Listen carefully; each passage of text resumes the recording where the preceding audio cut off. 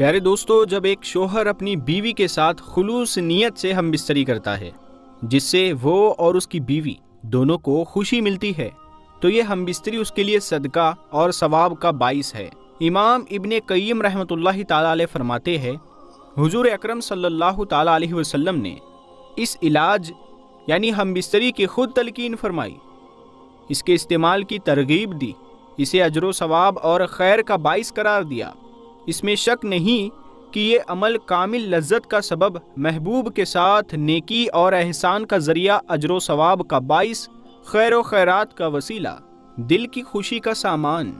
غلط افکار کی ازالہ کی تدبیر اور روح کے ہلکے پھلکے ہونے کی نشانی ہے۔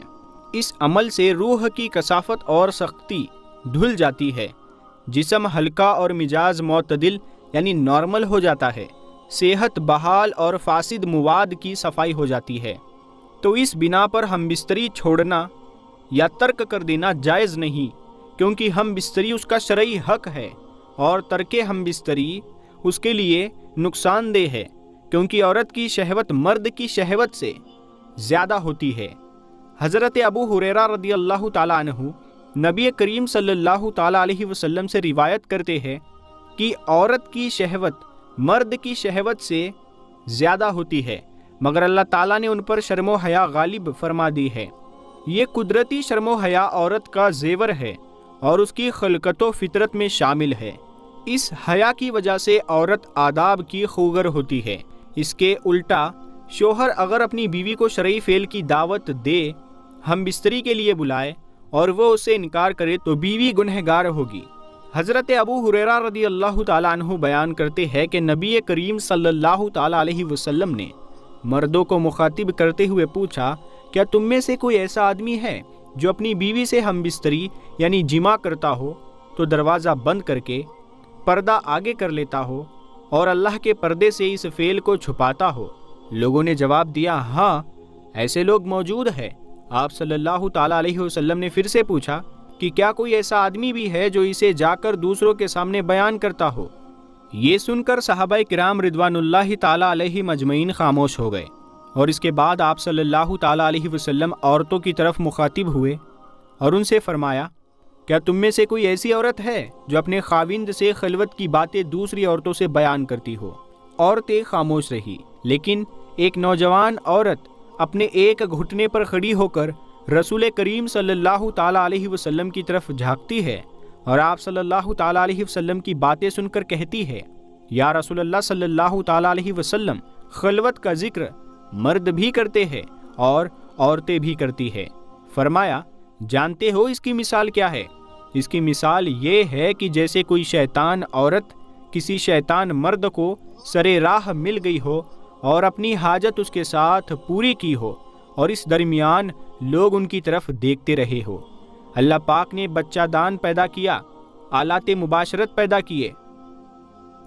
مردوں کی پشت اور عورتوں کے سینے میں اولاد کا بیج پیدا کیا، شہوت کو مرد اور عورت دونوں پر مسلط کیا، تو ان باتوں سے جو مقصود الہی ہے وہ کسی عقل مند سے پوشیدہ نہیں۔ اگر کوئی شخص اولاد کے بیج یعنی نطفے کو برباد کرے اور شہوت کو کسی بہانے سے ٹال دے تو وہ پیدائش کے مقصد سے دور رہے گا۔ علماء اور محدثین فرماتے ہیں کہ جب میاں بیوی مباشرت کرنے کا ارادہ کرے تو جسم کا لباس ہٹانے سے پہلے بسم اللہ پڑھ لیا کرے، اس سے اللہ تعالیٰ ان کے گرد حفاظت کا ایک پردہ ڈال دیتا ہے۔ شیطان اور جنات ایسے میاں بیوی کو نہیں دیکھ سکتے، اسی لیے سنت ہے کہ انسان کپڑے اتارنے یا پہننے کے وقت بسم اللہ پڑھ لیا کرے، تاکہ ان کے گرد اللہ تعالیٰ کی طرف سے حفاظت کی چادر آ جائے۔ جیسا ہم بیت الخلاء جانے سے پہلے جو دعا ہوتی ہے وہ پڑھتے ہیں، تو ہر بیت الخلاء میں جن ہوتے ہیں جو خبیث جن ہوتے ہیں، تو جب آپ دعا پڑھتے ہیں اور آپ اندر داخل ہوتے ہیں تو اللہ تعالیٰ آپ کے اور ان خبیثوں کے درمیان، ان جن اور جنیوں کے درمیان ایک دیوار یا یہ کہے کہ ایک پردہ ڈال دیتا ہے جن سے وہ تمہیں نہیں دیکھ پاتے۔ تو یہاں بھی اسی طرح کی بات ہے، اور شیطان اور جنات ان کو نہ دیکھ سکے، لوگ سنت کا خیال نہیں کرتے اور جسم سے بغیر بسم اللہ پڑھے لباس ہٹا دیتے ہیں۔ اس طرح شیطان اور جنات ان کا جسم دیکھ لیتے ہیں، پھر لوگ یہ کہتے پھرتے ہیں کہ لڑکی کو جنات کا اثر ہو گیا ہے، فلاں انسان پر جن کا اثر آ گیا اور شیطانی اثرات ہو گئے، بحیثیت انسان اور مسلمان ہم نبی کریم صلی اللہ تعالیٰ علیہ وسلم کی سنت کو چھوڑ کر خود اپنے لیے مصیبتیں خرید لیتے ہیں۔ اسی لیے میاں بیوی کو چاہیے کہ جب ملنے کا ارادہ کرے تو اپنے جسم سے کپڑے الگ کرنے سے پہلے بسم اللہ ضرور پڑھ لے، تاکہ ان کو شیاطین اور جنات نہ دیکھ سکے۔ بلکہ شریعت نے اس بات کی تعلیم دی ہے کہ اگر جسم سے اپنا لباس ہٹائے تو ایک ایسی بڑی چادر لے جس کے اندر وہ دونوں ایک دوسرے سے ملے۔ اس بڑی چادر کی وجہ سے اللہ تعالیٰ ان کی ہونے والی اولاد میں حیا پیدا فرمائے گا۔ علماء اور محدثین فرماتے ہیں کہ جس میاں بیوی نے بھی اپنے اوپر بڑی چادر اوڑھنے کا اہتمام کیا تو اللہ تعالیٰ نے فطری طور پر ان کو شرمیلی اور حیا والی اولاد سے نوازا، جو کہ والدین کے لیے آنکھوں اور دل کی ٹھنڈک کا ذریعہ بنی۔ علماء حضرات یہ بھی فرماتے ہیں اگر میاں بیوی کے ملاپ سے اولاد کا نطفہ ٹھہر گیا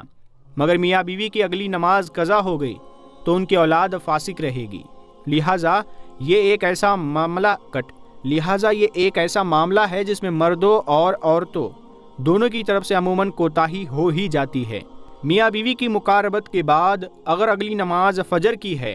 تو سستی کی وجہ سے قضا ہو گئی۔ ایسا بھی ہوتا ہے کہ میاں بیوی غسل کرنے میں سستی کر دیتے ہیں جس سے نماز قضا ہو جاتی ہے۔ پیارے دوستو، ایک بات نقطے کی یاد رکھنا کہ جب بھی میاں بیوی کے ملاپ کی وجہ سے ان کی اگلی نماز قضا ہوئی اور اس ملاپ کی وجہ سے ان کی اولاد ہو گئی تو اس اولاد کے اندر فسق و فجور آنے کا امکان بنا رہے گا۔ دلیل یہ دی جاتی ہے جب ماں نے ہی اس عمل کی وجہ سے اللہ کے حکم کو توڑ دیا تو پھر پھل بھی تو ایسا ہی ملنا چاہیے۔ لہٰذا جب بھی ایک دوسرے کے ساتھ ملے تو باہم ملنا شریعت کے مطابق ہونا چاہیے اور اس وجہ سے نماز قضا نہیں ہونی چاہیے۔ بے شرمی اور بے حیائی کا معاملہ نہ ہو بلکہ اللہ سے نیک اولاد کی تمنا ہو، جانوروں والا مسئلہ تو ہرگز نہ ہو۔ اللہ پاک ان سب باتوں پر عمل کرنے کی توفیق عطا فرمائے، آمین یا رب العالمین۔